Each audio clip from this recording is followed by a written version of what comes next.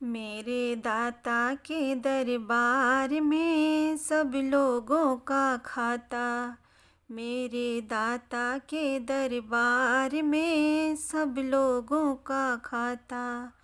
जो कोई जैसी करनी करता, जो कोई जैसी करनी करता, वैसा ही फल पाता। मेरे दाता के दरबार में सब लोगों का खाता।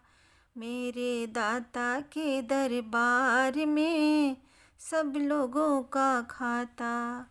स्वागत है दोस्तों आपका अपना YouTube channel God is true में। आज हम लोग सुनेंगे आत्मदेव, गोकर्ण एवं धुंधकारी की कहानी। प्राचीन समय की बात है।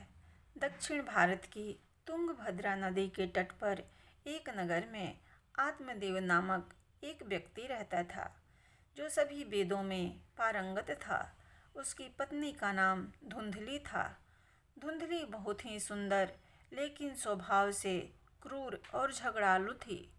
घर में सब प्रकार का सुख था, लेकिन वह व्यक्ति अपनी पत्नी से तो दुखी था ही साथ उसे कोई संतान का भी सुख नहीं था। वह चिंता में रहता था, उम्र ढल गई तो फिर संतान का मुख देखने को नहीं मिलेगा। यह सब सोचकर उसने बड़े दुखी मन से अपने प्राण त्यागने के लिए वन को चला गया।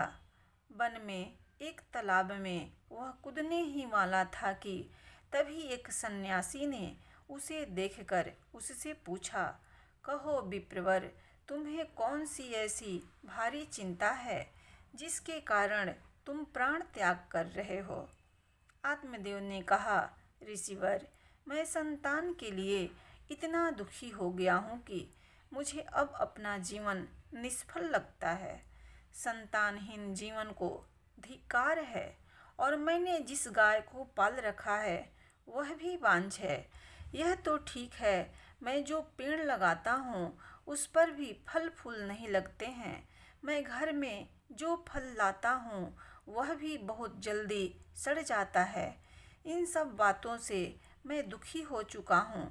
ऐसा कहकर वह व्यक्ति रोने लगा।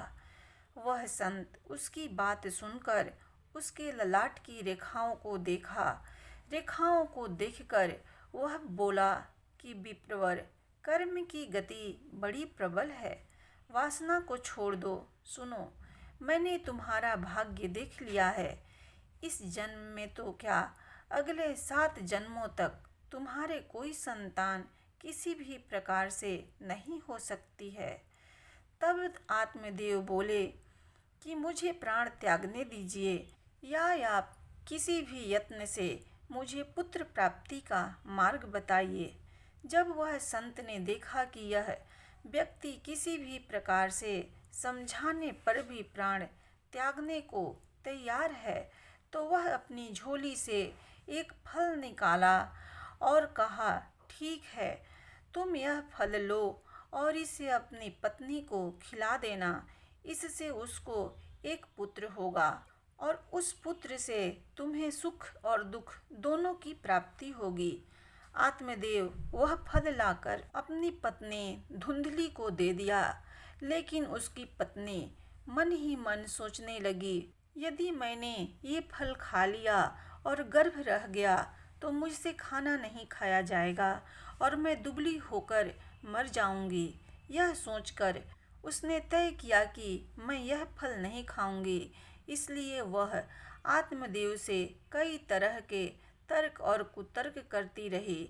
आत्मदेव के कहने पर वह फल तो रख ली, लेकिन खाई नहीं। एक दिन उसकी बहन उसके घर आई, जिसे वह सारा किस्सा सुनाई। बहन उससे कही कि मेरे पेट में बच्चा है, प्रसव होने पर वह बालक मैं तुम्हें दे दूंगी। तब तक तुम गर्भवती के समान घर में ही रहो। मैं कह दूंगी मेरा बच्चा मर गया और तू ये फल गाय को खिला दे।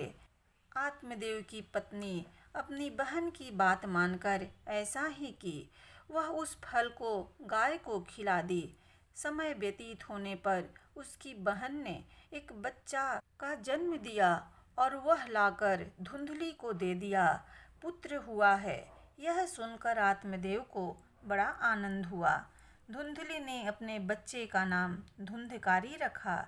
इसके 3 माह व्यतीत होने के बाद एक दिन आत्मदेव सुबह गाय को चारा डालने गए तो उसने देखा कि गाय के पास एक बच्चा है जो कि मनुष्याकार है, लेकिन बस उसके कान ही गाय के समान हैं।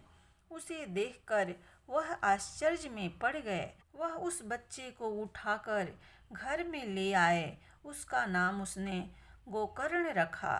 अब उसके 2 बालक हो गए, एक धुंधकारी और दूसरा गोकर्ण। गोकर्ण बड़ा होकर विद्वान, पंडित और ज्ञानी निकला, जबकि धुंधकारी दुष्ट, नशेड़ी और क्रोधी, चोर, व्याभिचारी, अस्त्र शस्त्र धारण करने वाला, माता पिता को सताने वाला हुआ। वह माता पिता की सारी संपत्ति नष्ट कर दिया। एक दिन वह अपने पिता को मार मार कर घर से बाहर निकाल दिया। पिता रोने लगा और बोला कि मेरी पत्नी का बांझी रहना अच्छा था। तभी वहाँ पर गोकर्ण जी आ गए। वह पिताजी को वैराग्य का उपदेश दिए और बोले कि आप सब कुछ छोड़कर प्रभु की शरण में वन में चले जाइए और भगवान का भजन कीजिए। भगवत भजन ही सबसे बड़ा धर्म है। गौ से उत्पन्न पुत्र गोकर्ण की बात मानकर आत्मदेव वन में चले गए। बाद में उसकी पत्नी धुंधली को धुंधकारी सताने लगा और वह कुएं में कूदकर आत्महत्या कर ली। तब धुंधकारी 5 वेश्याओं के साथ रहने लगा। वेश्याएं उसे अपने तरीके से संचालित करती थी। धुंधकारी उन वेश्याओं के लिए ही धन जुटाने में लगा रहता था। वह उनके लिए डाका डालता और चोरी करता। बाद में वो वेश्याएं सोचने लगी कि यदि एक दिन यह पकड़ा गया तो राजा इसके साथ हमें भी दंड देगा। यह सोचकर वह वेश्याएं सोते हुए धुंधकारी को रस्सी से बांधकर उसका गला दबाने का प्रयास करने लगी। जब वह गला दबाने से भी नहीं मरा तो वे सभी मिलकर उसे दहकते अंगारों में डाल दिया। वहाँ पर वह तड़प तड़प कर मर गया। बाद में उसे गड्ढा खोदकर गाड़ दिया। मरने के बाद धुंधकारी भयंकर दुख देने, झेलने और अपने कुकर्मों के कारण एक प्रेत बन गया। प्रेत बनने के बाद भूख और प्यास से वह व्याकुल हो गया। रह रहकर वह चिल्लाता भी रहता, क्योंकि उसे अंगारों से जलाया गया था। इसलिए उसकी अनुभूति उसे अभी भी सताती रहती। उसे लगता कि अभी भी मेरा शरीर जल रहा है। एक दिन उसका भाई गोकर्ण उसके गांव में कथा करने आए। गोकर्ण सबसे नज़र बचाते हुए अपने पुश्तैनी मकान में सोने चले गए। अपने ही घर में अपने भाई को सोया हुआ देखकर धुंधकारी खुश हुआ और आवाज़ लगाने लगा। गोकर्ण यह आवाज़ सुनकर पूछने लगे कि तुम कौन हो? धुंधकारी बोला, मैं तुम्हारा भाई हूँ। मेरे कुकर्मों की गिनती नहीं की जा सकती। इसी से मैं प्रेत योनि में पड़ा ये दुर्दशा भोग रहा हूँ। भाई, तुम दया करके मुझे इस योनि से छुड़ाओ। गोकर्ण जी कहने लगे, मुझे बड़ा आश्चर्य हो रहा है।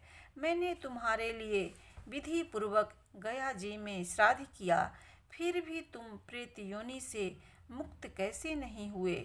मैं कुछ और उपाय करता हूँ। कई उपाय करने के बाद भी जब कुछ नहीं हुआ तो अंत में वह सूर्य देव से पूछने लगे। तो सूर्य देव बोले, तुम्हारे भाई की मुक्ति केवल श्रीमद् भागवत कथा सुनने से ही हो सकती है, इसलिए तुम सप्ताह पारायण करो। तब गोकर्ण जी ने व्यास की गद्दी पर बैठकर कथा कहने लगे। देश गांव से बहुत लोग कथा सुनने आने लगे।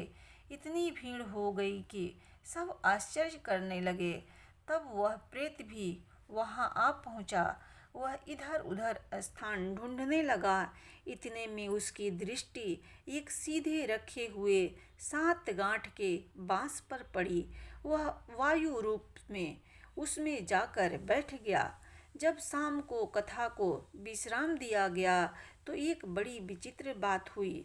सबके देखते देखते उस बांस की एक गांठ तड़ तड़ करती फट गई। इसी प्रकार 7 दिनों में 7 गांठें फट गई और 12 स्कंद सुनने से पवित्र होकर धुंधकारी एक दिव्य रूप धारण करके सबके सामने खड़ा हो गया।